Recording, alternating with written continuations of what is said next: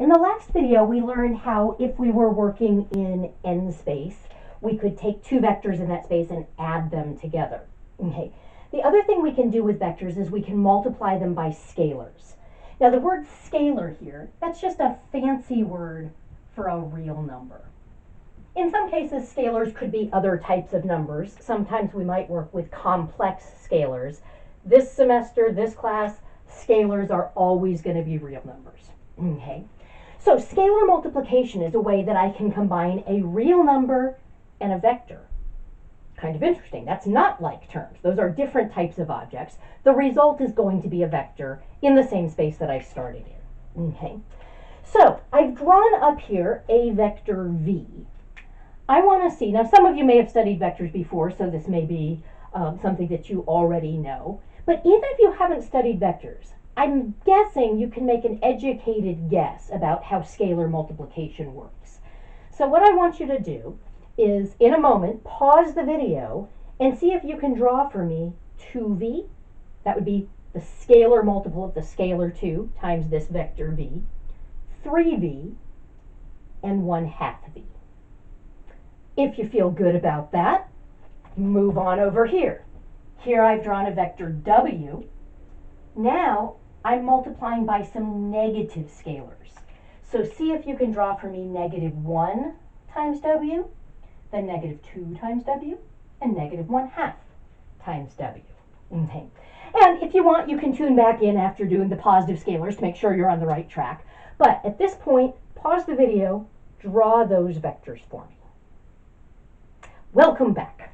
Okay, so if I'm ready to draw 2v, I'm just going to color code things. So 2v I'm going to draw in blue. Okay. As you might guess, multiplying it by 2 is just going to make it twice as big.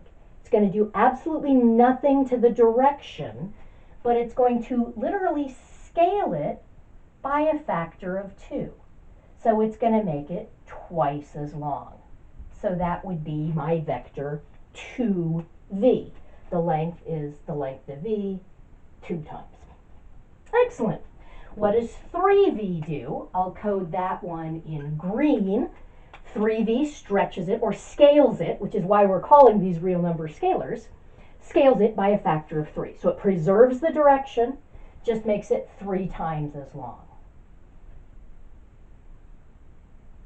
So this vector here would be 3v. So I was stretching the vector by a factor of 2 and then by a factor of 3. 1/2 v, I'll color code that in red or orange or whatever color this is. Okay, that's actually going to shrink it. Now my scalar is smaller than 1, so I'm scaling it by a factor of 1/2. That's going to just make it half as long. So this vector right here that's half as long is 1/2 of v. Notice multiplying by a positive scalar did not change the direction at all. Now, let's look over here at w. We were going to scale w by some negative scalars. That is going to affect the direction, but there's no way that I can multiply this by something and get something that points in this direction. If I multiply it by -1, I'm reversing the direction. So, multiplying by a scalar, if it's a positive scalar, it's going to preserve the direction. If it's a negative scalar, it's going to reverse and give you the exact opposite direction.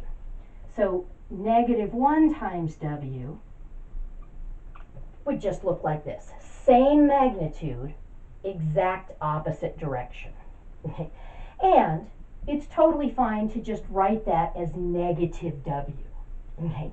This means the additive inverse of w. That would be the vector that if I added it to w would give me the 0 vector.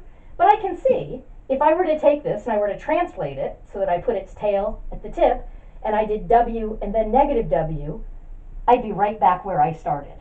So it will be the case that w plus -w is equal to 0. Okay. All right, -2w. Let's code that one in blue. Okay. So this is w. It was pointing in that direction. This is going to just do two things. It's going to reverse the direction and make it twice as long. So this vector here would be negative 2w. And if I want to do negative a half w, I'll scale that, I'll color that in green. I'm going to, again, reverse the direction and then scale it by a factor of 1/2. So the green vector there is negative 1/2 w. Excellent. Okay.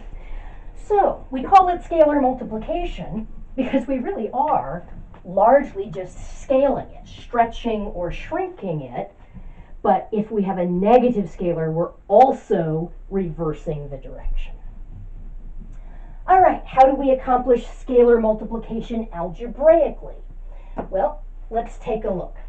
Let's suppose I have a vector, let's just work with negative 1, 3. So we'll say v is negative 1, 3 in 2 space.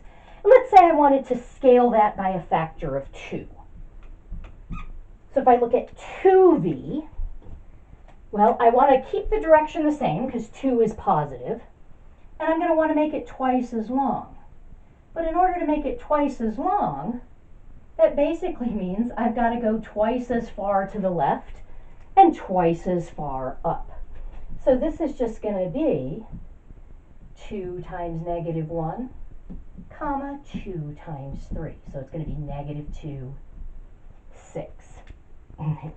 So we scale vectors component-wise. If we're scaling by a factor of 2, we double each component. One technicality on the vocabulary, this is not called distributing the scalar. Distributing is something that is done when you apply multiplication over addition or subtraction. I'm not adding and subtracting these components at all. So this isn't distributing the scalar. This is just doing the scalar multiplication, which we accomplish component-wise. And again, I'm going to write this out generically in 3 space. Okay. So if I were to let v be v1, v2, v3, be a vector in v3. Now you might say, if I've already written it component-wise like this, why do I have to say it's in v3? Can't I tell that this vector is in 3 space? Well, by saying this is in v3, I'm telling you that these guys are real numbers. I can tell that there are 3 of them, but I don't know what they are. Maybe that's an ordered triple of complex numbers. Ooh, I know it's not, because v3 by definition is vectors in 3 space, where we're talking about 3 real components. That's how our text has defined v3. Okay. For all I know, that's an ordered triple of goats. I know it's not because it's in v3. That tells me they're real numbers. Okay. So now all of my variables here are defined. Let's let C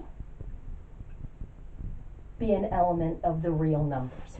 By the way, this symbol here I've been using, should maybe just talk about it a little bit. This means is an element of, or if there's a let in front of it, it means let C be an element of. So this would be the statement C is an element of the set of real numbers. This would be let C be an element of the real numbers. It just means it's in this set. So this is a vector that's in this set of vectors. This is a number that's in that set of numbers. Okay. And then, of course, the way we define scalar multiplication is that CV would be CV1, CV2, CV3. Excellent.